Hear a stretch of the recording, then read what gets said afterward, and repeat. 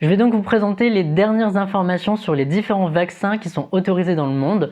Il y en a actuellement 13. Je parlerai des résultats des essais cliniques, mais également des études en conditions réelles, des variants. Aujourd'hui, 13 vaccins ont été autorisés dans le monde, dont 6 vaccins à matériel génétique, 2 vaccins basés sur l'ARN messager, ceux de Pfizer et Moderna. On va injecter une instruction génétique qui permettra d'exprimer la protéine Spike et d'induire une réponse immunitaire. Ça se base sur le même principe mais avec de l'ADN, où là on a également 4 vaccins basés sur des vecteurs viraux, des adénovirus qui contiennent l'ADN du gène de la protéine Spike. On retrouve le vaccin d'AstraZeneca, de CanSino Biotech, de Sputnik 5 et de Johnson & Johnson.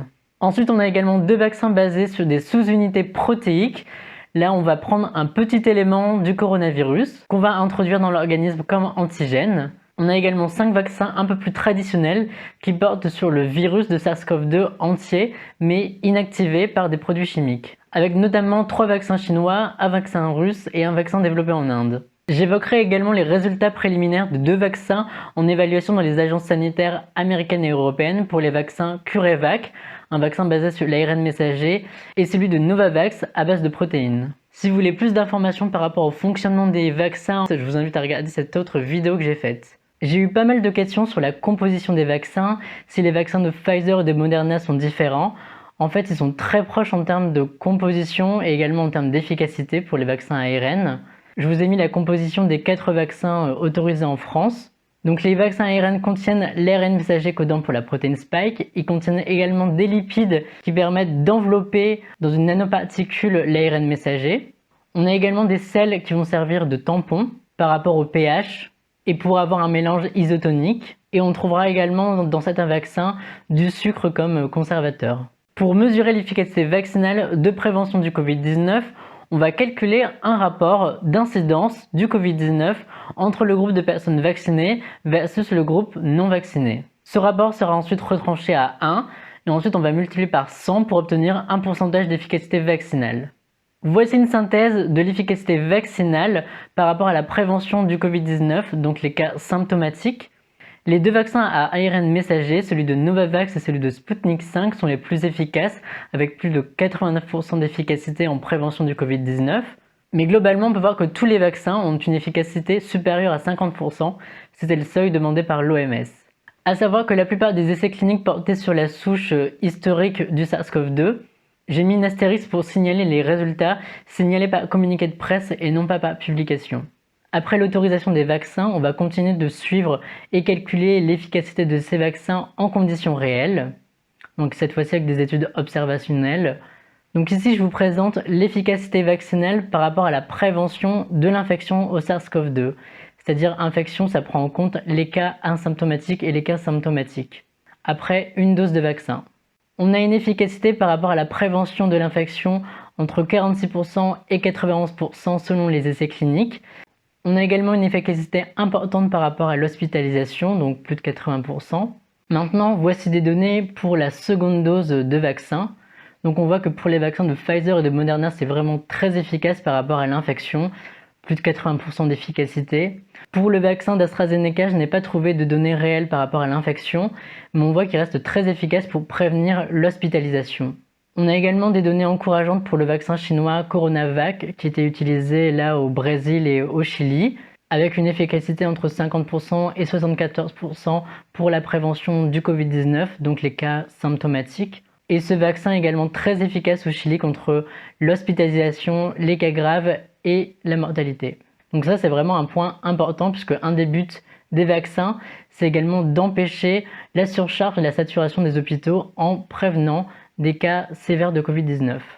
Ici, sur cette analyse des États-Unis, vous pouvez voir sur l'axe des heures données le risque d'être hospitalisé et on peut voir que le risque d'être hospitalisé est beaucoup plus bas pour les gens qui sont complètement immunisés, la courbe en bleu, ou pour les gens qui ont reçu une seule dose de vaccin ARN, la courbe en vert, par rapport aux gens qui ne sont pas immunisés, qui n'ont pas reçu de vaccin, la courbe en rouge.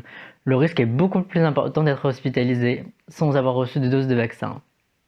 Ce qui montre une efficacité importante du vaccin dans la prévention de l'hospitalisation. On voit que ces données d'observation en conditions réelles de l'efficacité vaccinale pour prévenir l'infection, donc les cas asymptomatiques et symptomatiques, sont très encourageantes parce qu'elles suggèrent que ça permettra également de réduire la transmission du Covid-19. J'ai trouvé également une étude dans Nature Medicine qui allait plutôt dans ce sens-là par rapport au vaccin de Pfizer. Cette étude montrait que le vaccin de Pfizer était associé avec une diminution de la charge virale. Il y a également une étude de modélisation au Royaume-Uni qui avait suggéré qu'AstraZeneca permettrait également de réduire la transmission. Les virus comme le SARS-CoV-2 peuvent acquérir des mutations de façon naturelle à cause d'erreurs dans leur réplication de leur génome viral, ce qui donne lieu à l'apparition de variants dont vous avez entendu parler dans les médias, donc le variant identifié au Royaume-Uni, en Afrique du Sud ou au Brésil. Tous les trois, ce sont des variants d'inquiétude, des VOC, des Variants of Concern. Ils ont été associés tous les trois à une transmissibilité accrue. C'est pas toujours clair par rapport au lien avec la mortalité. Et on sait que le variant sud-africain peut s'échapper un peu plus facilement à l'immunité vaccinale ou l'immunité des gens qui étaient précédemment infectés. Je vous invite à regarder ma vidéo sur les variants si vous voulez plus d'informations par rapport à ces trois-là. Il y a également d'autres variants qui sont surveillés, comme des variants en Californie ou à New York, qui sont en train de devenir plus prédominants dans les séquences de génomes viraux séquencés chez les personnes infectées. On a également découvert un nouveau variant en Inde, dont je vais vous parler. Donc le variant indien B1617 contient deux mutations clés sur la protéine Spike. Donc il y a la mutation L452R qui avait été identifiée dans les variants aux États-Unis et la mutation E484Q, cette fois-ci et pas K, qui est proche de celle de la mutation du variant en Afrique du Sud et au Brésil. Le variant indien comporte plusieurs mutations et pas seulement les deux mutations qu'on cite souvent par rapport à la protéine Spike. Le Royaume-Uni a publié des données de surveillance génomique par rapport à ce variant indien. On peut constater qu'il a un taux de croissance beaucoup plus élevé que les autres variants qui circulent au Royaume-Uni, un taux de croissance 2 fois plus important que les autres variants, autour de 0,51. Si on s'intéresse également à l'évolution des mutations au Royaume-Uni, on voit que les mutations qui sont de plus en plus présentes, ce sont les mutations L452R et E484Q. Ce sont les deux mutations qui caractérisent notamment le variant identifié en Inde. Ils ont également constaté que ce variant est importé par des voyageurs, comme on peut le voir sur ce graphique-là. Ce n'a pas encore été formellement démontré, mais certains ont peur et suspectent que cette mutation E484Q soit également associée à un échappement immunitaire. Donc selon le ministère de la Santé indien, on avait environ 15 à 20% de cas qui étaient infectés en Inde par ce variant indien. Sa détection coïncide avec une situation épidémiologique très fortement dégradée. Ce variant émergent indien a également été détecté de façon sporadique au Royaume-Uni, en Belgique, au Canada, à Singapour. Donc comment on évalue l'efficacité des vaccins par rapport à ces variants? On peut regarder des données in vitro qu'on appelle des essais de séroneutralisation. Les essais de séroneutralisation utilisent une dose fixe de virus qu'on va déposer sur des cellules et qui les détruit à 100%. Ensuite, on va prendre différentes dilutions de sérum de personnes vaccinées qui contiennent des quantités différentes d'anticorps. On va donc regarder si les anticorps peuvent neutraliser le virus et quelle est la quantité d'anticorps qui va pouvoir neutraliser 50% de la multiplication virale. On va donc pouvoir calculer à partir de cela des réductions d'activité neutralisante des anticorps entre un variant et par rapport au SARS-CoV-2 traditionnel entre guillemets. Voici un graphique qui synthétise les résultats de 22 essais de séroneutralisation par rapport à 4 vaccins et différents variants du SARS-CoV-2. En axe désordonné, vous avez le facteur de réduction d'activité neutralisante des anticorps. Plus ce facteur est élevé, moins les anticorps sont efficaces par rapport à un variant. Ici, on peut voir qu'on a une réduction de l'activité de neutralisation d'un facteur 1 à 3 par rapport au variant anglais. Pour le variant sud-africain, c'est un peu plus important, entre 3 et 11, voire un peu plus. Et pour le variant brésilien P1, c'est un peu entre le variant anglais et le variant sud-africain. Je vais vous présenter maintenant une synthèse des résultats des essais cliniques de phase 3 et des études en conditions réelles de phase 4 par rapport aux variants. Globalement, par rapport au variant anglais, on n'a pas beaucoup d'impact. Les vaccins ARN restent très efficaces. On a une petite diminution pour le vaccin d'AstraZeneca, mais qui était déjà un peu moins efficace en fait de toute façon. On a une petite diminution d'efficacité pour AstraZeneca. Par rapport au variant P1, le vaccin Coronavac de Sinovac a une efficacité de 50%. Le vaccin de Johnson & Johnson avait une efficacité de 60% par rapport à P1 au Brésil. Par rapport au variant en Afrique du Sud, par contre là, l'efficacité est fortement diminuée pour le vaccin AstraZeneca, elle tombe à 10%.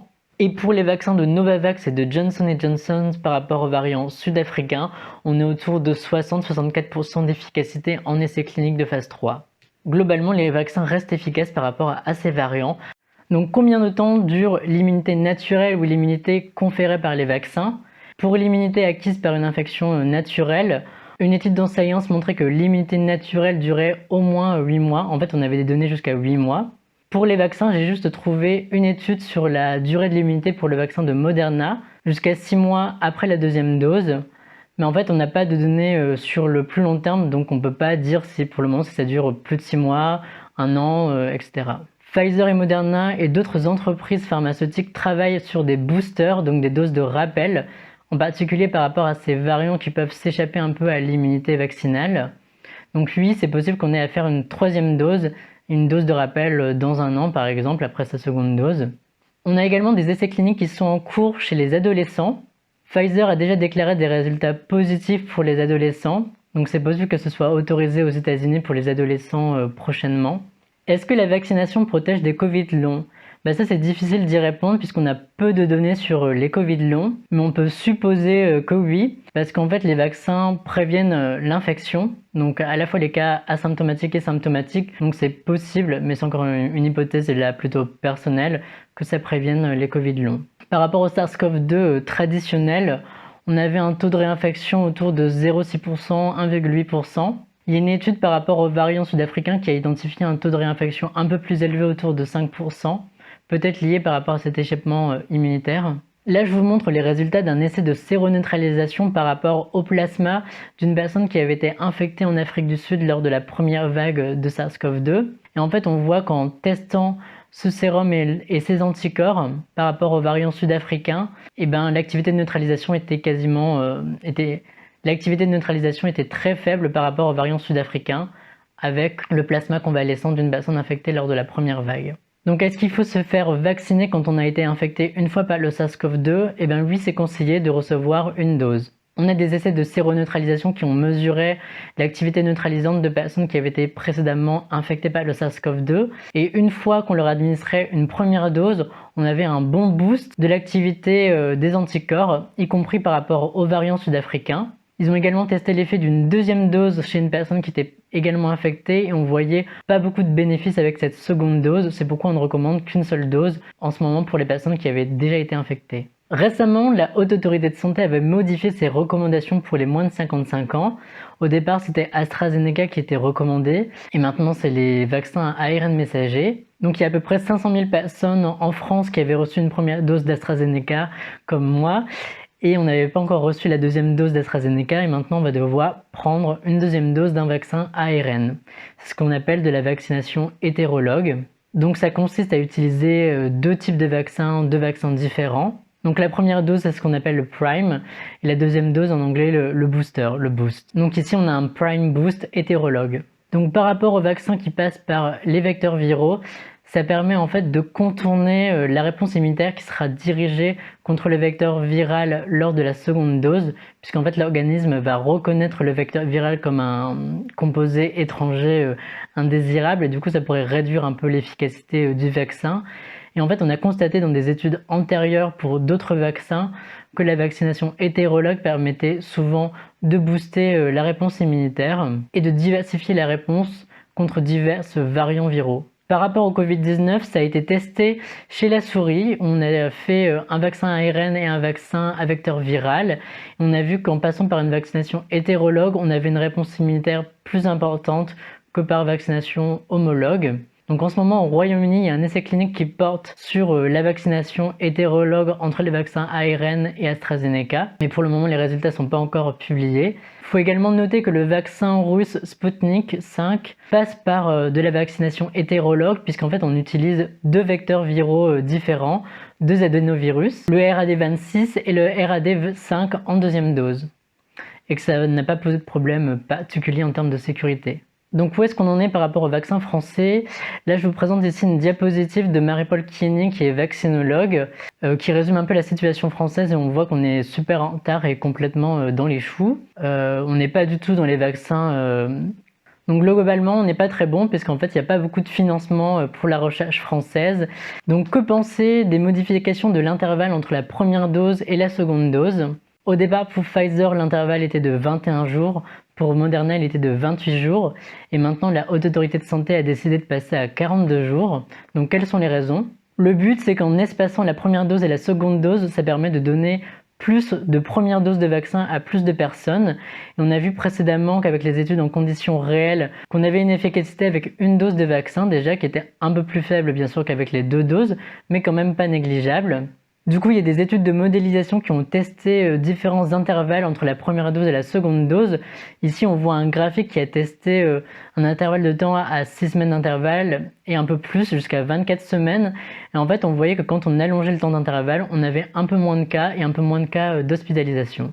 Il faut également noter que dans l'essai clinique de Pfizer, la fenêtre d'administration était jusqu'à 42 jours au maximum, même si Pfizer recommande 21 jours. Par rapport aux populations spécifiques, on a souvent moins de données parce qu'ils sont moins représentés dans les essais cliniques ou les études observationnelles. Donc pour les personnes immunodéprimées, la Haute Autorité de Santé recommande une 3e dose parce que leur système immunitaire est plus faible et peut-être que les 2 doses de vaccin ne seront pas suffisantes pour booster leur immunité par rapport au SARS-CoV-2. Par rapport aux personnes atteintes de cancer, je vous mets ici différents liens vers des sites internet plutôt fiables avec des questions-réponses aux personnes atteintes de cancer, mais il faut bien sûr que vous en discutiez avec votre professionnel de santé qui vous suit. C'est également la même chose pour les femmes enceintes ou allaitantes, puisque j'avais des questions dessus. Donc la vaccination n'est pas du tout contre-indiquée, mais il faut en discuter avec votre médecin qui vous suit, discuter de cette balance bénéfice-risque. Alors est-ce que les vaccins induisent des effets indésirables graves? Il y a quelques cas extrêmement rares de choc anaphylactique qui ont été rapportés pour les vaccins à ARN. 66 cas sur 17-18 millions de doses administrées aux États-Unis, c'est vraiment rien du tout. Par rapport aux thromboses et aux thrombocytopénies associées au vaccin d'AstraZeneca, donc les thrombocytopénies, c'est une diminution importante du nombre de plaquettes, ce qui peut en fait causer des hémorragies quand on n'en a plus assez. Les thromboses associées au vaccin d'AstraZeneca sont assez spécifiques, étaient plutôt cérébrales et pour l'abdomen. Certaines ont d'ailleurs été fatales. Voici un graphique qui illustre le nombre de cas d'hospitalisation associés au Covid-19 évités grâce au vaccin. Les thromboses avec une thrombocytopénie sont des événements extrêmement rares avec le vaccin AstraZeneca. Autour de 2 cas rapportés pour 100 000 chez les personnes jeunes et chez les personnes âgées, on passe plutôt à 0,8 pour 100 000 personnes vaccinées. Par contre, quand on s'intéresse aux décès évités grâce au vaccin, on voit que pour les personnes jeunes de moins de 40 ans, la balance bénéfice-risque n'est plus aussi claire. On voit que pour les personnes de moins de 40 ans, la balance bénéfice-risque n'est plus aussi claire par rapport à la mortalité. Et là, on est plutôt en désavantage. C'est pourquoi le vaccin d'AstraZeneca n'était plus recommandé chez les jeunes, mais chez les plus de 55 ans. Donc pour résumer cette vidéo, on voit que l'ensemble des vaccins sont globalement sûrs et efficaces, à la fois pour prévenir des fois les cas asymptomatiques et les cas symptomatiques, mais également prévenir les hospitalisations et les cas de Covid-19 sévères, voire les décès. On a de l'hétérogénéité en termes de données publiées pour certains vaccins. On a beaucoup de données pour les vaccins à ARN, ceux d'AstraZeneca, de Johnson & Johnson ou Novavax. On n'a pas beaucoup d'informations par rapport aux nouveaux variants californiens ou indiens. Bon, si cette vidéo vous a intéressé, n'hésitez pas à vous abonner à ma chaîne YouTube en cliquant sur la petite cloche.